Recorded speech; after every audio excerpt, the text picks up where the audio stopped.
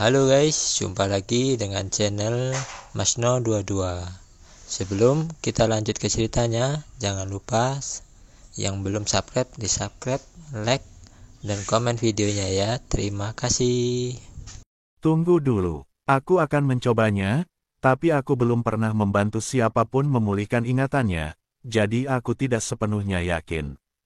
Pemimpin Sekte Jiang tidak dapat menjaminnya, lagi pula, dia belum pernah melakukan hal seperti ini sebelumnya. Oke, terima kasih banyak, Master Sekte Jiang. Chen Ping mengangguk, karena dia ingin membantu lelaki tua itu memulihkan ingatannya. Chen Ping untuk sementara tinggal di Sekte Jiwa Iblis. Zeyan juga berada di Sekte Jiwa Iblis, mengikuti Jiang Yulian dan menciumku. Ini membuat kemarahan Zheng Jian semakin kuat. Setelah Chen Ping tinggal di Sekte Jiwa Iblis selama 3 hari, pemimpin Sekte Jiang menemukan Chen Ping dan kemudian membawa Chen Ping ke ruang rahasia bawah tanah.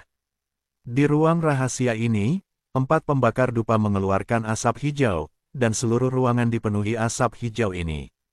Meski asap hijau memenuhi seluruh ruangan, Chen Ping tidak merasa tersedak, sebaliknya asap hijau terasa. Wanginya ringan dan baunya sangat nyaman.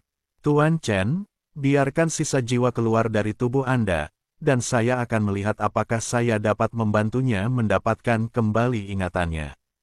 Pemimpin Sekte Jiang berkata pada Chen Ping, apakah kamu masih perlu mengeluarkannya?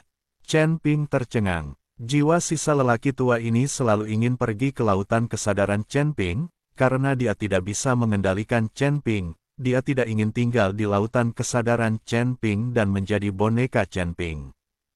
Hanya saja ada Daluo Jindian di lautan kesadaran Chen Ping, sehingga jiwa yang tersisa tidak bisa melarikan diri. Sekarang jika sisa jiwa langsung dilepaskan dan tidak kembali ke tubuh Chen Ping, bukankah usaha Chen Ping akan sia-sia? Master Sekte Jiang melihat kekhawatiran Chen Ping, jadi dia berkata, Tuan Chen, jiwa itu sangat misterius. Jika ada di dalam tubuh Anda, saya tidak dapat mengoperasikannya.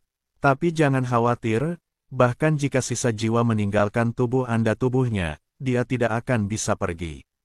Buka di sini. Apa yang dibakar di 4 pembakar dupa ini adalah serbuk sari jiwa. Butuh ribuan tahun pengumpulan untuk mendapatkannya. Jiwa yang tersisa mungkin dapat memulihkan beberapa ingatan setelah dibangun oleh serbuk sari jiwa. Jika Anda meninggalkan ruangan ini, jiwa yang tersisa akan menghilang dengan cepat, jadi Tuan Chen dapat yakin. Mendengar apa yang dikatakan pemimpin Sekte Jiang, Chen Ping merasa sedikit lega.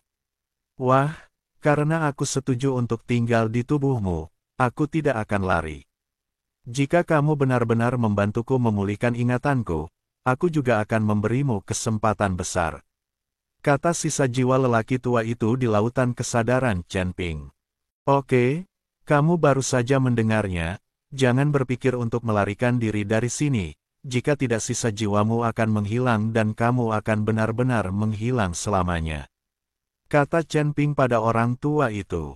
Jangan khawatir, meskipun aku kehilangan ingatanku, aku tidak bodoh.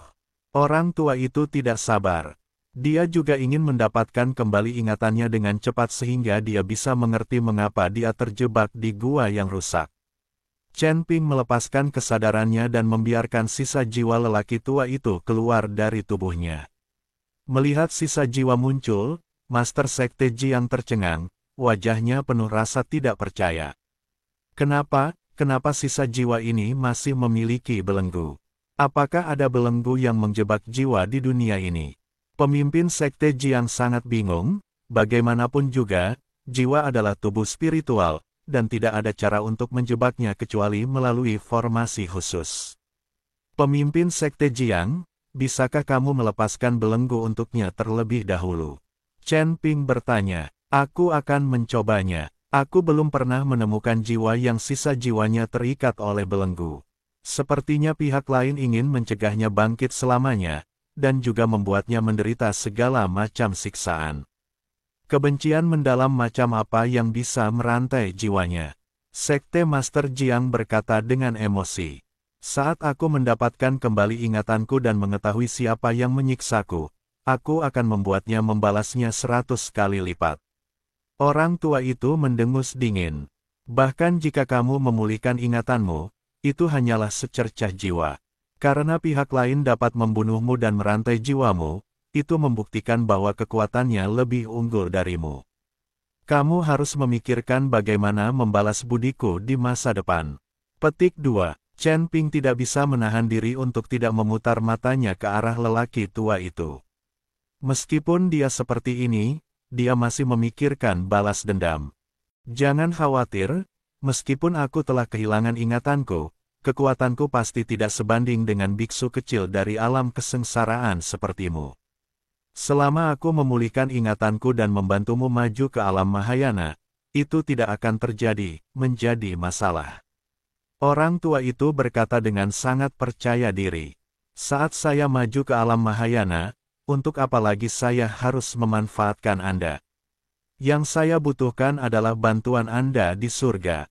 Ketika Anda sampai di surga, Anda bisa menjadi penasihat saya. Petik 2. Jika Chen Ping hanya ingin maju ke alam Mahayana, dia tidak akan memperhatikan sisa jiwa orang tua itu. Selama dia memiliki sumber daya yang cukup, Chen Ping pasti dapat dipromosikan ke alam Mahayana. Apa, kamu baru saja melewati alam kesengsaraan, dan sekarang kamu memikirkan tentang surga? Apakah kamu benar-benar berpikir kamu bisa naik? Meskipun saya telah kehilangan ingatan, saya juga tahu bahwa meskipun para beku di alam bawah berlatih selama ribuan tahun, hanya sedikit yang dapat naik ke surga. Meskipun tubuh fisik anak Anda memang unik dan sangat kuat, apakah Anda begitu yakin bisa naik ke surga?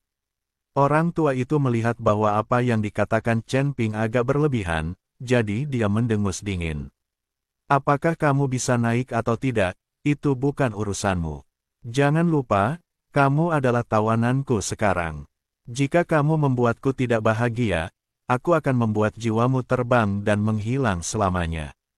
Kamu, meskipun lelaki tua itu tidak puas, dia tidak berani mengatakan apapun. Bagaimanapun, apa yang dikatakan Chen Ping adalah benar. Chen Ping mengancam orang tua itu dan berkata, sekarang dia hanyalah sisa jiwa, dan Chen Ping dapat membuatnya menghilang kapan saja dan menghilang selamanya. Sebaiknya aku melepaskan belenggu senior ini dulu.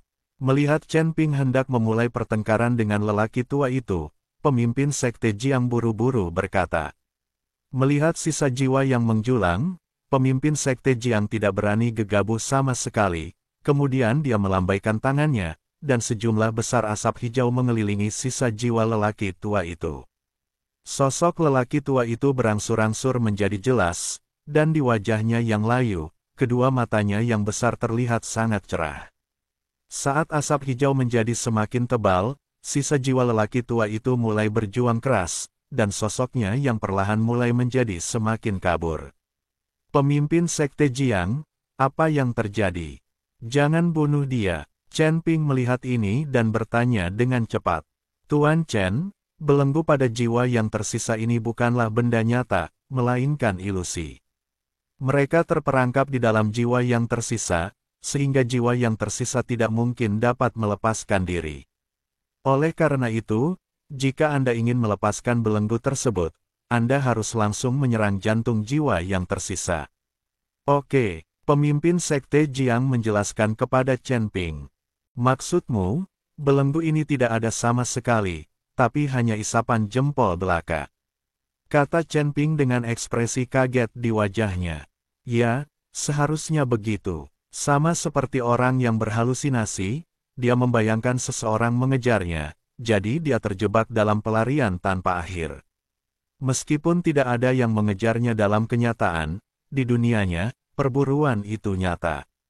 Aku baru menemukannya melalui pengamatan yang cermat sekarang. Pemimpin sekte Jiang mengikuti Chen Ping dan menjelaskan secara detail.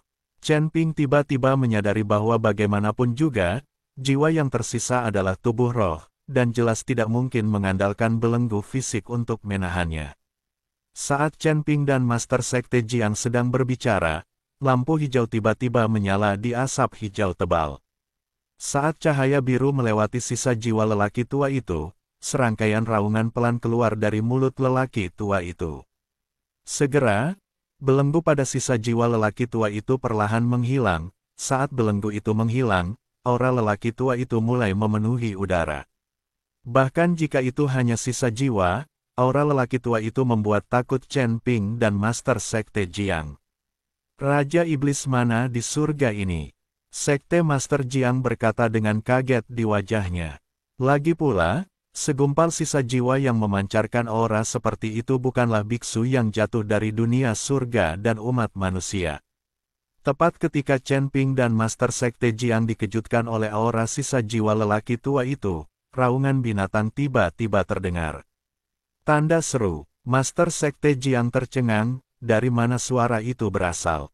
Chen Ping juga tercengang, sebelum dia bisa bereaksi, binatang yang menelan langit itu benar-benar kehabisan cincin penyimpanannya sendiri. Datang! Sekarang hanya binatang penelan langit ini yang dapat masuk dan keluar dari cincin penyimpanan sesuka hati tanpa panggilan mental Chen Ping.